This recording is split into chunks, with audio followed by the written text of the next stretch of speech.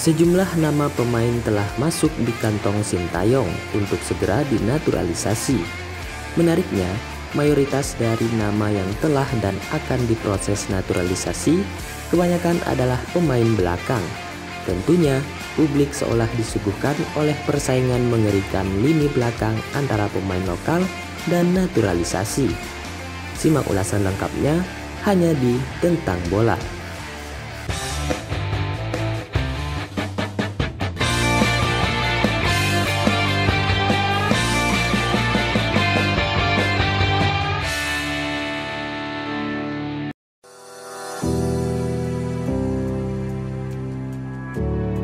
Sejak menangani skuad Garuda, Sintayong memang belum bisa menjamin clean sheet.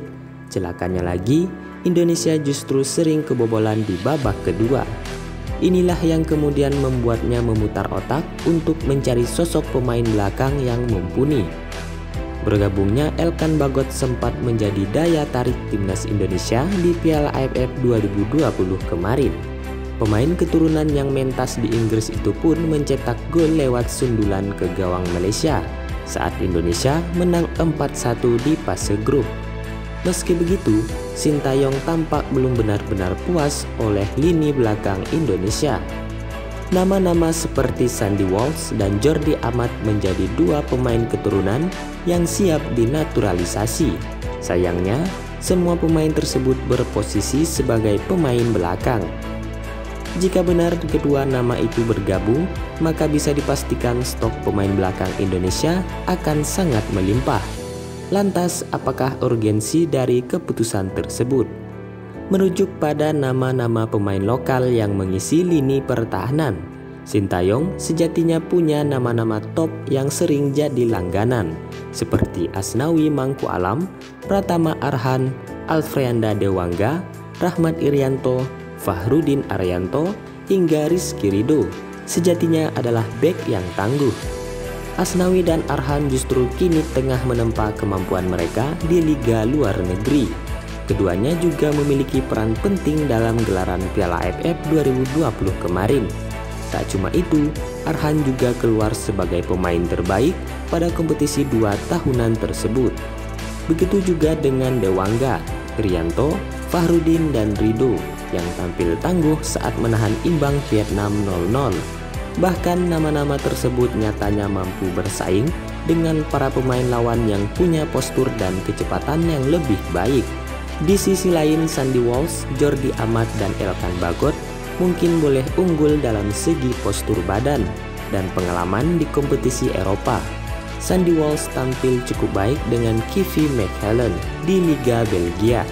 Dia bahkan mampu menjadi pemain terbaik di sejumlah laga.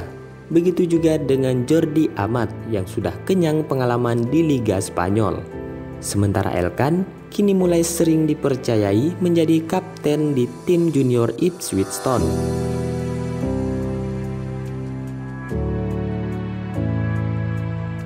Bicara kualitas, tentunya nama-nama pemain lokal yang tadi dibahas tidak kalah saing dengan naturalisasi. Bahkan Asnawi sudah diplot menjadi pemain sayap kanan di Ansan Skriniar, sedangkan Arhan nampaknya akan diproyeksikan menjadi pemain sayap kiri bersama Tokyo Verdy.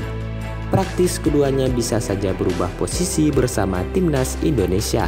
Namun dengan melimpahnya posisi belakang jelas menjadi fakta menarik. Apakah yang akan dilakukan oleh Sintayong? Padahal sejauh ini Indonesia justru minim striker tajam di lini depan. Sintayong juga tidak menapik kebutuhan tersebut sangat diperlukan skuad Garuda. Namun pelatih 51 tahun itu mengaku masih belum ada nama pemain naturalisasi di lini depan yang cocok menurut penilaiannya.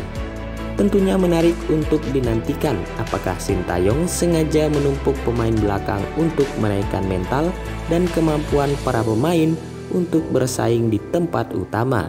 Atau justru dia sudah bisa memproyeksikan adanya rotasi posisi bagi nama-nama tersebut. Kalau menurut teman-teman bagaimana?